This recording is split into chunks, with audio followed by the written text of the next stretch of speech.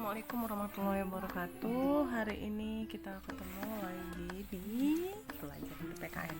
Nah, biasanya ibu selalu buat materi itu lewat YouTube dan video YouTube. Nah, hari ini ibu langsung kasih videonya aja sama kalian karena ternyata banyak sekali yang nggak ngeliat video pembelajaran yang ibu share YouTube. Baiklah, nggak masalah.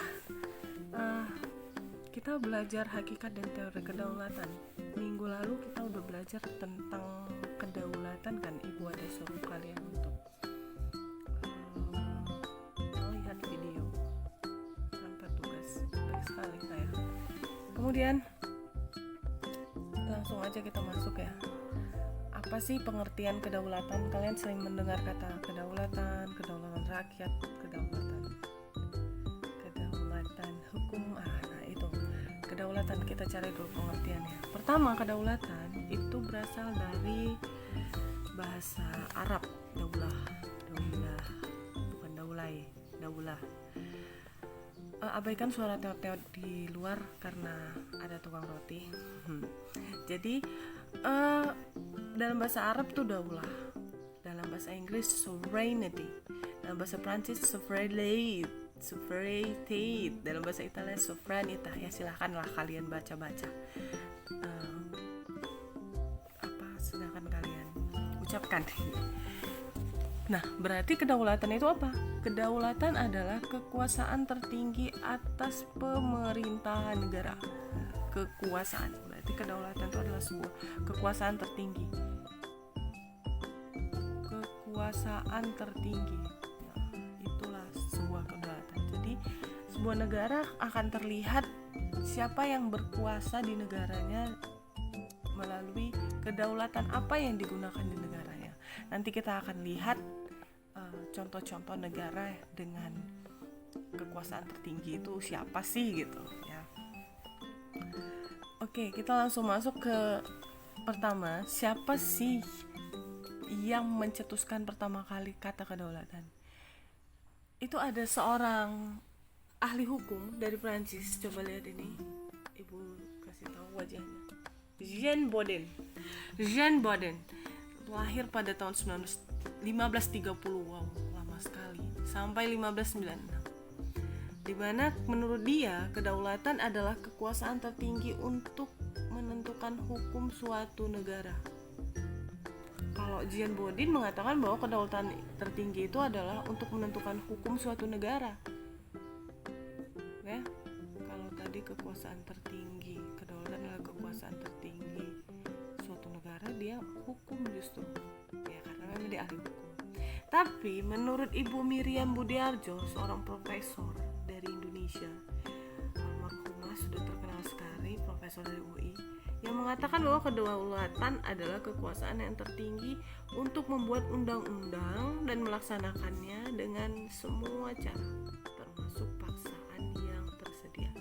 Jadi menurut dia kedaulatan itu adalah kekuasaan untuk membuat undang-undang, termasuk paksaan yang tersedia. Artinya memaksa pun nggak apa-apa gitu dalam pembuatan undang-undang itu. Apa-apa yang terdapat di dalam undang-undang, sanksi dan lain-lain, itu adalah sebuah kedaulatan. Oke, paham atau nggak paham? Nggak paham diulang-ulang aja lagi, dibaca biar paham. Baiklah, kalau itu menurut si Jean Bodin.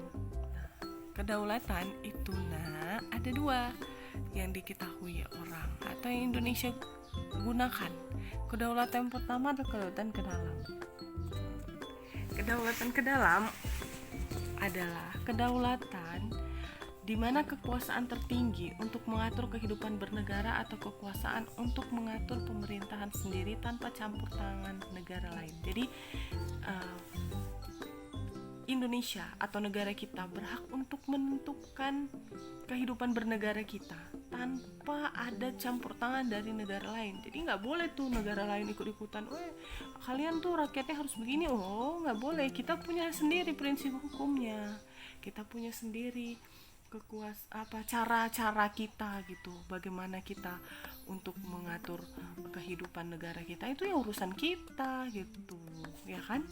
Nah, itu tertuang di dalam Undang-Undang Dasar 1945. Yang pertama, di mana kedaulatan rakyat itu pada prinsipnya adalah melindungi segenap bangsa Indonesia dan seluruh tumpah darah Indonesia, memajukan kesejahteraan umum, mencerdaskan kehidupan bangsa. Begitu. Kemudian ada kedaulatan keluar. Kedaulatan keluar yang artinya bahwa negara memiliki keleluasaan penuh untuk menjalin hubungan kerjasama dengan negara lain tanpa terikat oleh kekuasaan manapun. Jadi kita boleh tuh mau bekerja sama dengan Zimbabwe, Arab, Irak, Iran. Nggak ada tuh yang boleh kata Malaysia, Indonesia jangan bekerja sama Thailand ya, kami nggak suka. Nggak boleh dong, suka-suka kami dong. Kami mau kerja sama negara mana, ya itu urusan kami dong. Kalau kami nggak mau kerja sama, ya urusan kami juga. Inilah kedaulatan yang kita gunakan ya. Jadi ikut serta dalam perdamaian dunia yang berdasarkan perdamaian abadi keadilan sosial. Ini tercetus di pembukaan Undang-Undang Dasar 1945. Ikut serta dalam perdamaian dunia. Makanya selalu ya kontingen Indonesia itu mengirimkan kontingen perdamaian di PBB, tentara-tentara Indonesia keluar untuk kalau ada negara-negara yang mengalami krisis kemanusiaan, krisis perang dan lain-lain, Indonesia tuh mengirimkan kontingen perdamaian, bukan kontingen ikut perang. Nggak pernah, Indonesia nggak pernah tuh mengirimkan kontingen ikut perang, tapi yang dikirim kontingen perdamaian karena kita jelas ikut serta dalam perdamaian dunia. Nah, yang kedua, Presiden dengan persetujuan DPR menyatakan perang membuat perdamaian dan perjanjian dengan negara lain. Jadi kita tuh yang punya urusan, presiden tuh yang punya urusan. Kalau dia mau bilang perang sama negara itu perang, kalau enggak perang ya enggak gitu. Kalau misalnya kita lagi musuhan nih sama negara, kayak kemarin tapal batas di Malaysia ya, presiden bilang damai ya damai gitu. Jadi presiden dan atas persetujuan DPR tentunya ya, nggak bisa presiden sewenang-wenang melaksanakan itu sendirian.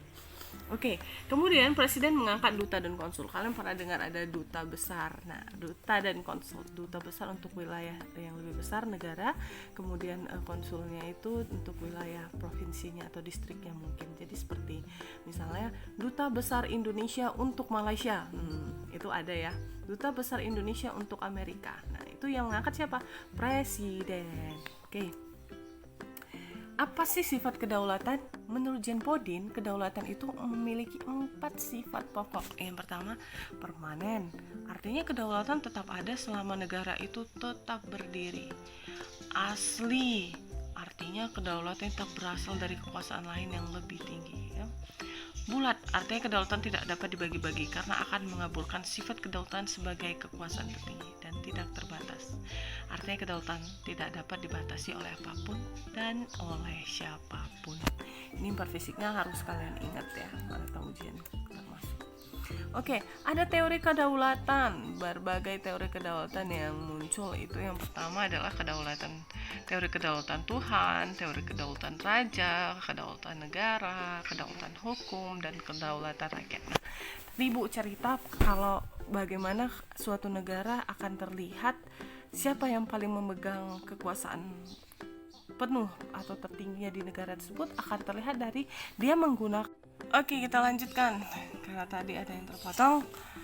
Apa sih teori kedaulatan Tuhan? Nah, teori kedaulatan Tuhan ini menyatakan bahwa kekuasaan tertinggi dalam suatu negara berasal dari Tuhan. Dalam teori ini perlu diketahui bahwa pemerintah dan kekuasaan pemimpin negara dianggap sama dengan apa yang diberikan Tuhan. Wow, luar biasa ya. Karena dipercaya dan dipilih beberapa orang secara kodrat mampu memimpin kekuasaan sekaligus menjadi wakil Tuhan di dunia. Jadi menurut negara-negara yang berprinsip seperti ini bahwa Tuhan itu mengutus seperti pemimpinnya di negara tersebut ya. Nah, contohnya ada negara yang menganut teori ini adalah Jepang. Jepang nih Belanda, Ethiopia. Jadi teori ini dipelopori oleh beberapa tokoh seperti Augustinus, bukan Agustina Mulyati ya. Agustinus 354 sampai 430. Jauh sekali, tahun 300-an Masehi. Kemudian ada Thomas Aquino yang lahir pada 1215 sampai 1274, ada F. Hegel dan F.J. Stahl ya. Itulah dia. Jadi ada ya negara yang mengatakan bahwa dia pemimpinnya itu merupakan titisan Tuhan. Oke, selanjutnya teori kedaulatan rakyat. Kedaulatan raja, maaf ya. Teori kedaulatan raja ini dimana teori menganggap bahwa Allah, kedaulatan raja sebagai jelmaan dari kehendak Tuhan atau sebagai wakil Tuhan yang bertugas mengurus segala hal terkait semua kehidupan duniawi. Kekuasaan tertinggi berada di tangan raja, di mana raja berkuasa secara mutlak dan absolut, sehingga apapun bisa dilakukan oleh raja, baik bertindak tirani ataupun tidak tunduk pada konstitusi. Luar biasa rajanya. Negara yang menganut teori ini adalah Malaysia, Brunei Darussalam, Inggris. Banyak sih, nggak ini aja ya. Yang ibu tahu ada Thailand juga tuh, Thailand. Banyak. Kalian boleh cari tahu negara-negara mana aja sih yang menganut teori kedaulatan raja. Oke, teori ini dipelopori oleh Nicole Machiavelli yang lahir pada 1467 sampai 1527 melalui karyanya Two Principles, di mana Nicole berpendapat bahwa sebuah negara harus dipimpin oleh raja yang berkekuasaan mutlak. Wow, kalau di Indonesia seperti itu bagaimana ya? Udah gak cocok ya, karena kita sebuah negara kesatuan. Oke, di mana teori yang selanjutnya adalah teori kedaulatan negara. Teori ini yang mengatakan bahwa suatu negara berdaulat penuh dan menjadi lembaga tertinggi dalam kehidupan masyarakat. Jadi negara memegang kekuasaan penuh atas sistem pemerintahan yang ada di negara tersebut, sehingga tidak ada yang lebih tinggi dari negara, termasuk hukum yang ada di negara. Enggak, hukum itu enggak lebih tinggi dari negara, karena hukum merupakan buatan negara. Iya juga sih ya. Para pemimpin yang diktator merupakan perwujudan teori kedaulatan negara dengan menerapkan sistem pemerintahan tirani. Berarti kalau teori kedaulatan negara ini pemimpinnya pada diktator tuh. Pada tahu nggak diktator apa? Jadi dia tuh kayak sesuka hatinya gitu.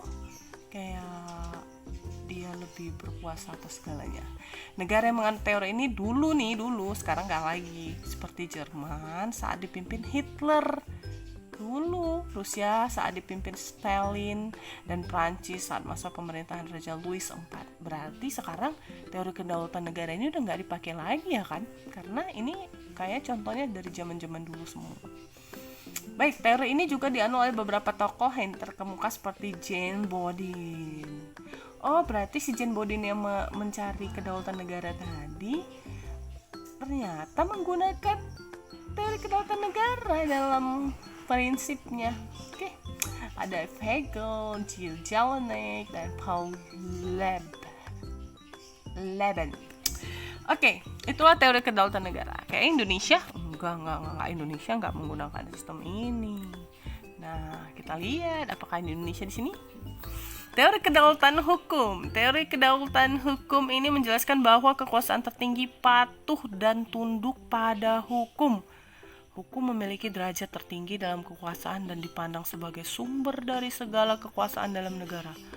Hukum bertindak sebagai panglima dalam kehidupan bernegara. Wah, mirip banget. Sehingga hukum harus ditegakkan serta penyelenggaraan negara harus dibatasi oleh hukum yang berlaku. Semua warga negara dan pemerintah wajib menjunjung tinggi hukum seperti menghormati hukum dan mematuhi hukum yang berlaku. Pelanggaran terhadap hukum akan diberikan sanksi sesuai peraturan yang ada. Di Indonesia kan teori ini dianut oleh beberapa tokoh seperti Hugo de Groot, Crabbe, Immanuel Kant, dan Leon Dejoy.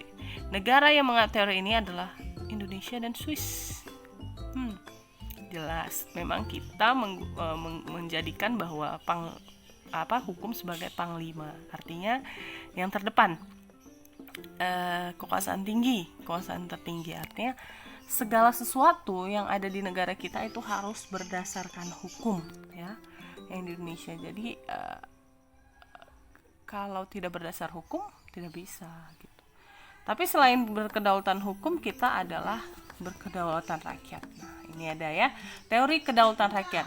Teori kedaulatan rakyat ini memiliki kekuasaan tertinggi berada di tangan rakyat, oleh rakyat itu legitimasi atau pemilihan wakil rakyat dalam pemerintahan berasal dari rakyat. Ya, sering kita mendengar istilah dari rakyat, oleh rakyat, untuk rakyat. Itulah demokrasi ya. Inilah dia.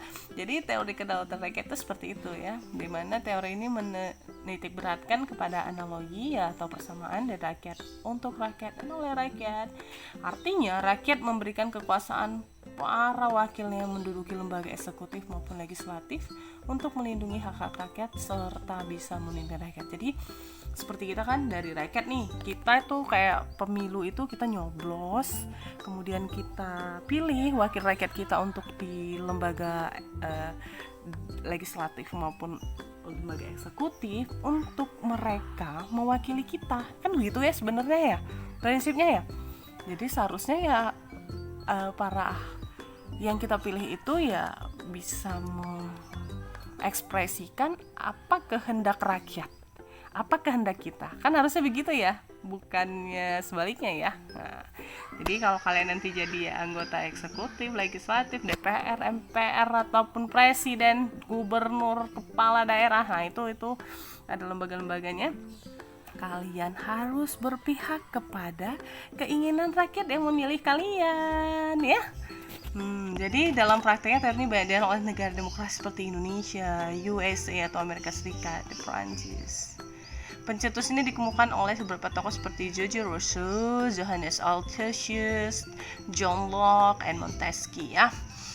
Itu dia tadi teori tentang negara. Nanti minggu depan kita akan belajar masuk ke dalam pembahas berikutnya, itu bentuk dan prinsip kedaulatan negara Republik Indonesia. Sebenarnya harusnya kita sudah mempelajari itu minggu ini, tapi Ibu yakin, I'm really sure that you're not reading. Kalau kalian kalian tidak membaca apa materi yang minggu lalu. Oke, selamat belajar anak-anak Ibu. Kita ketemu minggu depan.